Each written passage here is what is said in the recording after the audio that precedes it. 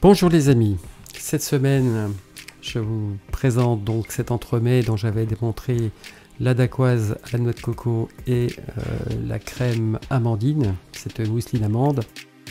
Donc cette semaine voici le montage, et si vous avez suivi ces deux éléments la semaine dernière, je vous invite à aller directement à la minute 18 et 54 secondes pour voir simplement le montage. Pour ceux qui ne l'ont pas suivi, c'est parti pour le début.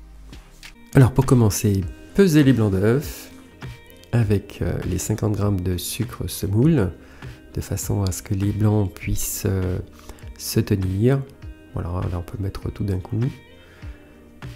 Ça n'a pas tellement d'importance, ça marche très bien. Voilà, en accéléré, on voit toute la progression.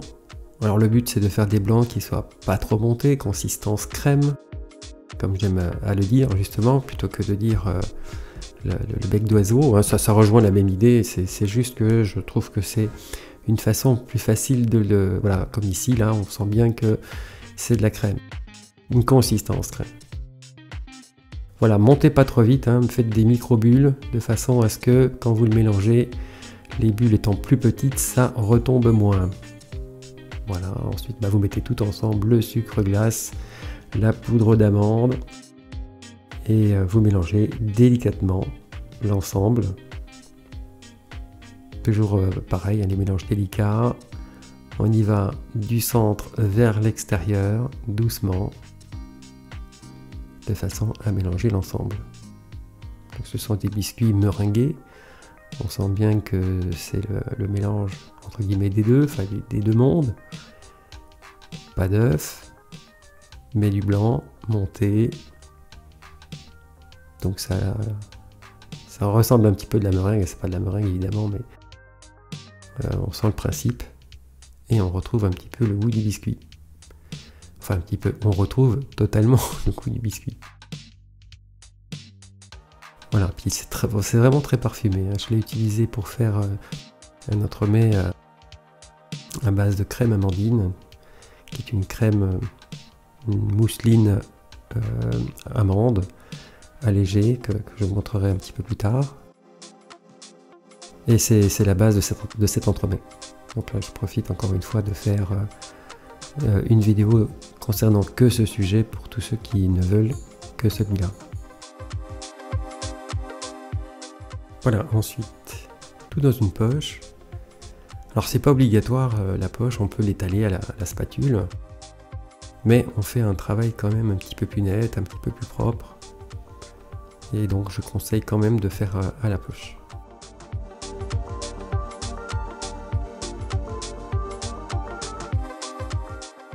Alors on peut prendre aussi un cercle entremets, je ne l'ai pas fait là, mais c'est plutôt souhaitable pour faire les deux disques et de les faire de même dimension, sinon on risque d'en faire un grand et un plus petit.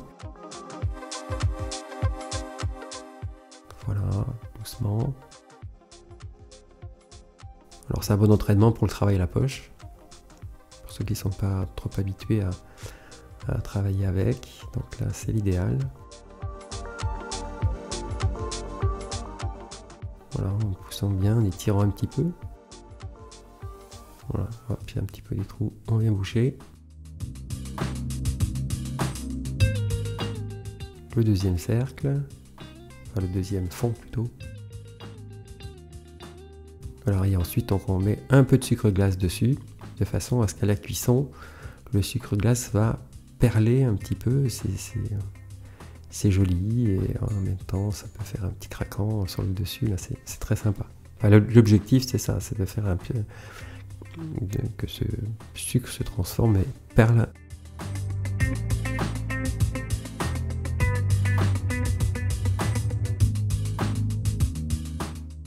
Voilà, donc le sucre glace, là j'utilise un tamis, c'est un peu plus rapide. Voilà, et vous en mettez une petite couche. Voilà, il ne faut pas hésiter à en mettre, bon, évidemment pas beaucoup, pas une tonne, mais suffisamment quand même pour que ça puisse parler.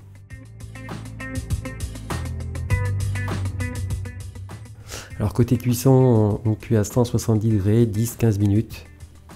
fais 10 minutes d'abord et puis ensuite je fais un petit complément si le besoin se fait sentir.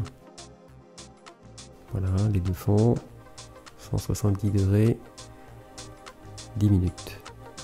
Alors méfiez-vous avec les fours, hein, il n'y a pas un four pareil. Donc c'est plus, c'est moins, faut faire attention. La sonde n'est pas toujours au même endroit dans les fours, ce qui fait que les températures indiquées ne sont pas toujours en conséquence les mêmes. Donc connaissez vos fours. Donc un four qui n'est pas très chaud, quoi. 170 degrés, c'est pas très chaud. Alors cette crème est composée de plusieurs éléments, d'une crème pâtissière, d'une meringue italienne à laquelle on ajoute du beurre, et ensuite on y ajoute le rhum.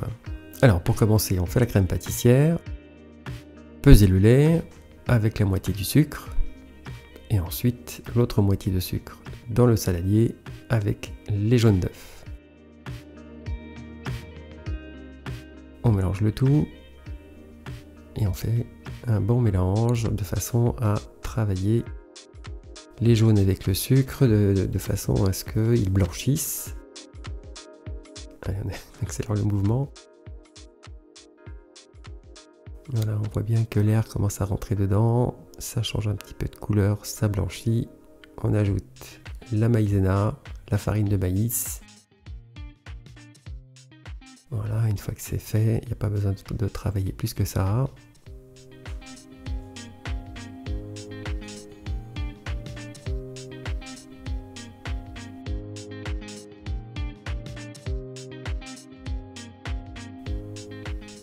Alors, une fois que le lait a bouilli, on le verse dans notre mélange précédemment. Et ensuite, on reverse le tout dans la casserole et on procède à la cuisson.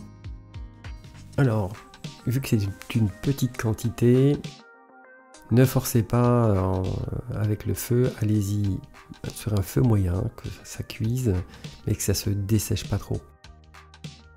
Ou réduisez-les un petit peu après, là c'est encore en train de prendre. Une fois que c'est pris, vous baissez un petit peu le feu, c'est plus prudent. Et vous la cuisez une bonne minute. En principe c'est 2, mais sur des quantités plus grandes. Voilà, de façon à ce que votre crème pâtissière, elle va se liquéfier un petit peu plus à la cuisson, mais elle sera d'une très bonne tenue après. Une fois que c'est fait, vous reversez le tout pour la refroidir sur un film. Voilà, vous l'étalez bien.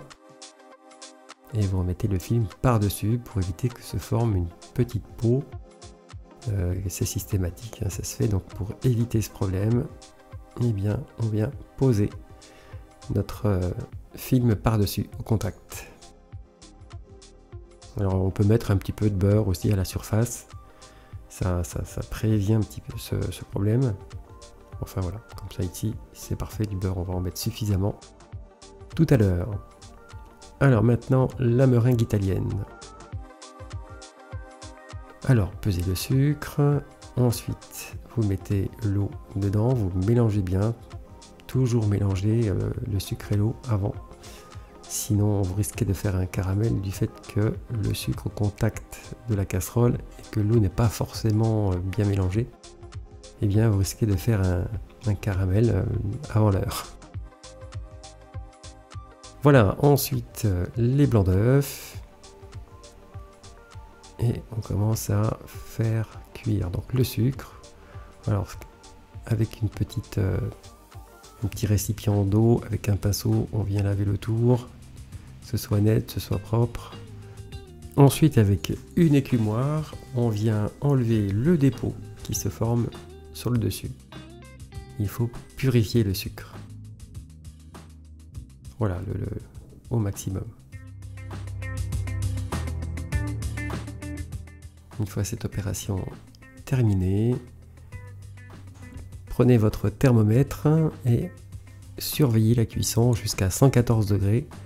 Ça sera le moment de commencer à faire monter les blancs d'œufs pour que, arrivé à 118, 119 degrés, on verse le sucre sur les blancs.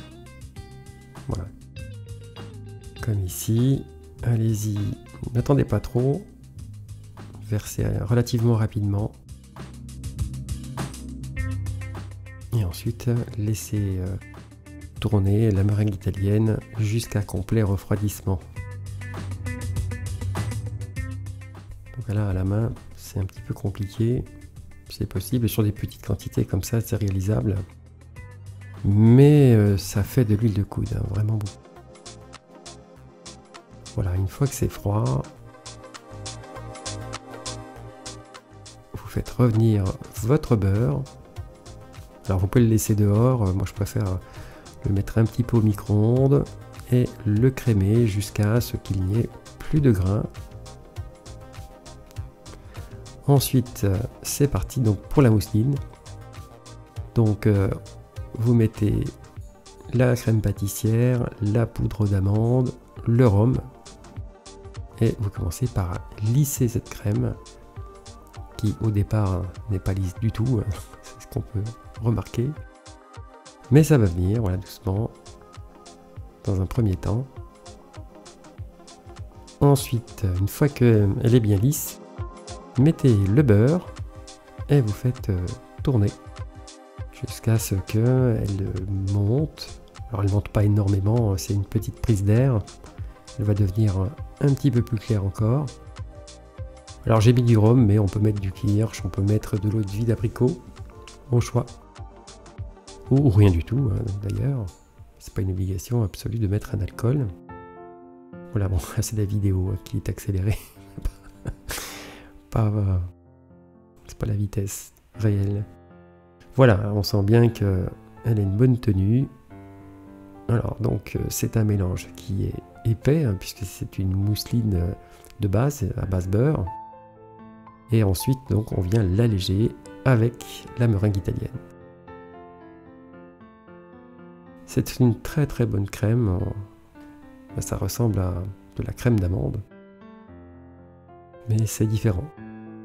La manière de la réaliser est différente. Là, tout est cuit de façon à ce que la crème pâtissière est cuite, je veux dire, la meringue est cuite aussi. Il n'y a pas d'autres cuissons comme la crème d'amande qui, elle, se cuit au four. Voilà, une fois que c'est fait, un petit mélange délicat, toujours pareil, hein, du centre vers l'extérieur, de manière à faire retomber le moins possible notre appareil.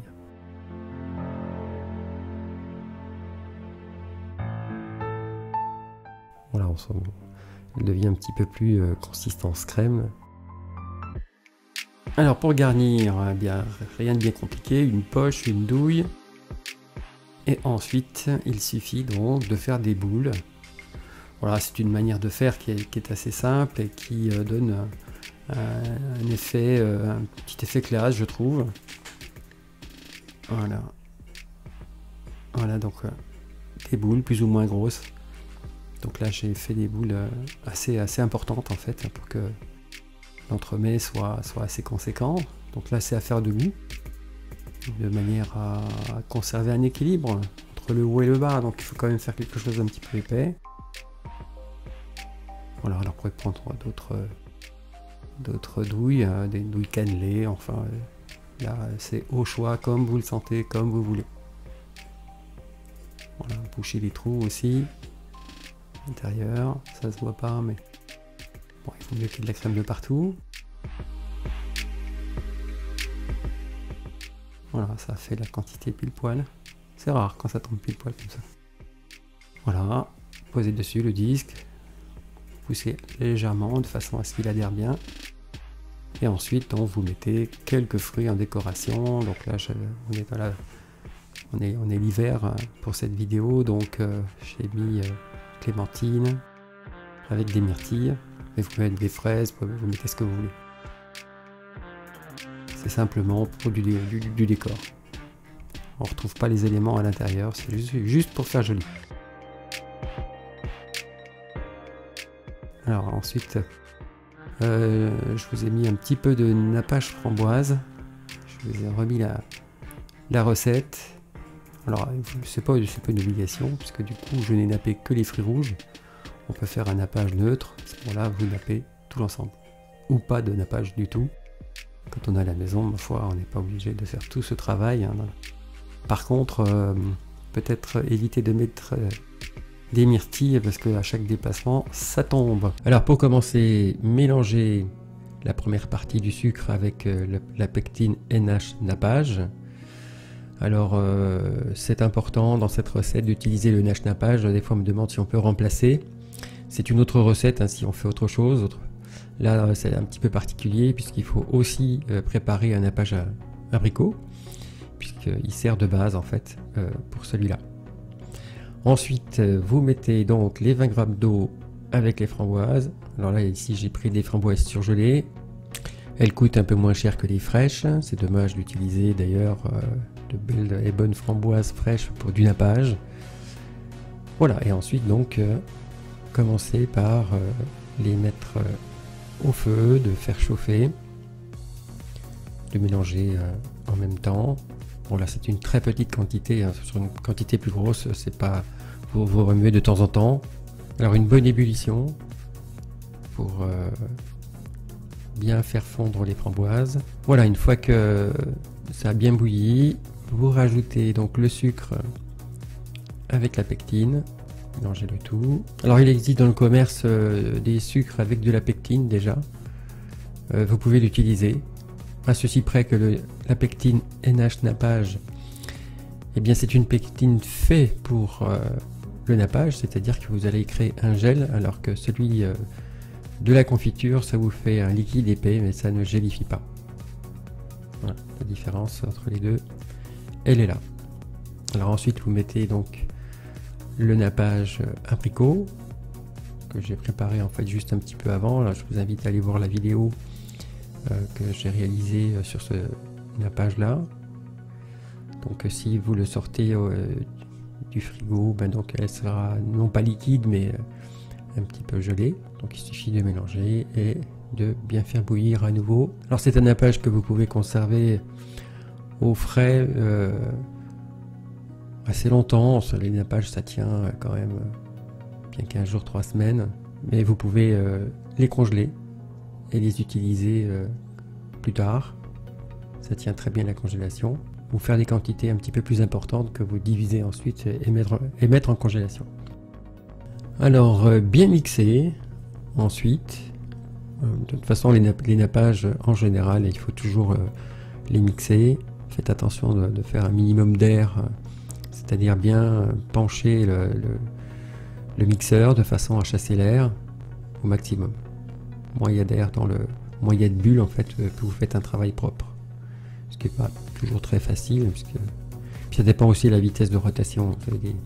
Le mien là il tourne très très vite et c'est pas forcément une bonne chose. Voilà, laissez aussi poser les nappages 24 heures, donc tout ce qui est bulles d'air, ça les atténue. Voilà, donc ensuite passez tout ça au chinois de manière à avoir quelque chose de bien propre sans les pépins, et ça permettra de faire un joli miroir. Alors c'est un liquide épais, hein, ça passe, mais ça passe pas très très vite, c'est pas très fluide, donc mélangez jusqu'à ce que tout le maximum de liquide passe. Voilà, là on obtient un résultat intéressant.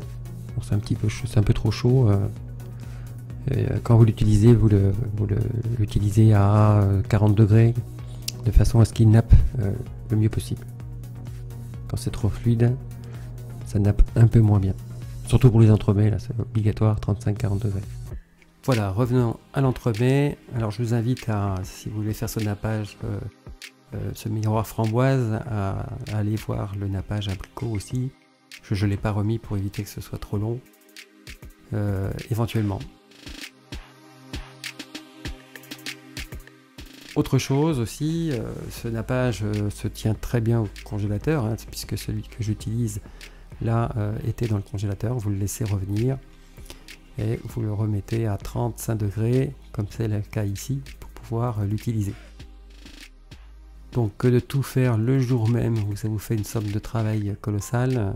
Donc il faut faire les choses plutôt dans l'ordre. Un nappage bien avant, que vous congelez, ensuite vous faites votre dacquoise que vous allez utiliser donc le lendemain. Et ensuite vous faites la crème pour faire le montage. et en évidemment décongelant le nappage un petit peu avant. Voilà, c'est pas un gâteau qu'on fait comme ça en se disant tiens dans 5 minutes c'est prêt, c'est juste pas possible. Au contraire, il faut s'y prendre à l'avance, de manière à ce que les étapes soient bien menées et que vous ayez un travail qui soit net, correct, propre. Voilà, je vous remercie de m'avoir suivi tout du long et je vous souhaite une très bonne journée. À très bientôt. Salut!